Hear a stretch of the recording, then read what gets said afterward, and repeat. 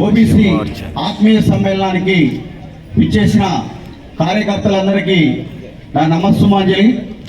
అలాగే ఓబీసీ మోర్చా జిల్లా ఉపాధ్యక్షుడు టేకుమట్ల వీరుగౌడ్ గారికి అంటే మనకి 3 రోజుల్లో ఎలక్షన్ ఉన్నది. 13వ తారీఖు మనమంతా ఓటింగ్కి వెళ్ళాలి. ఈ సభను పెట్టుకోవడం ఉద్దేశం ఏంటంటే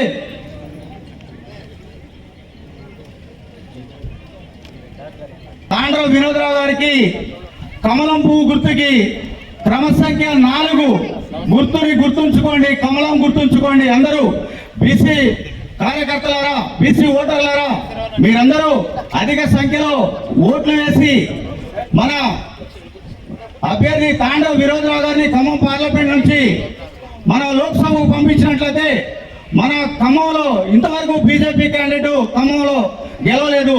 మన ఖమ్మంలో గెలిచినట్లయితే మన ఖమ్మంలో ఎన్నో డెవలప్ కార్యక్రమాలు జరుగుతాయి. మనం కాంగ్రెస్ కేసిన ఓటు వాల్యూ లేదు, టీఆర్ఎస్ కేసిన అసలు వాళ్ళు బరిలోనే లేరు. కేంద్రంలో 3వసారి మరి నరేంద్ర మోడీ గారి సర్కారు రాబోతుంది. దానికి సంబంధించి మోడీ గారికి 400 సీట్లు క్రాస్ అవబోతున్నాయి. ఓటర్లందరూ ఏకపక్షంగా బీజేపీకి ఓటేయాలని ఎప్పుడో మైండ్ లో ఫిక్స్ అయ్యారు. బ్లైండ్ గా కమలం గుర్తుకి బటన్ నొక్కుతున్నారు. అది బయటికి చెప్పలేకపోయినా అది నగ్న సత్యం అని నేను ఈ సభాముఖంగా చెప్తున్నాను. అలాగే ప్రతి ఒక్క అమ్మకలు గ్యాస్ వచ్చిన బిడ్డలు కరోనా టీకాలు వేసింది మన నరేంద్ర మోడీ గారు. ఒక బీసీ బిడ్డ మనకు 3వసారి ప్రధాని కావడం మనకెంతో గర్వకారణం. మన బీసీ బిడ్డ అక్కడ ఉంటే ఒక్క అవినీతి కూడా తన మీద లేకుండా నిరూపించుకున్న ఏకైక ప్రధానమంత్రి మన నరేంద్ర మోడీ గారు.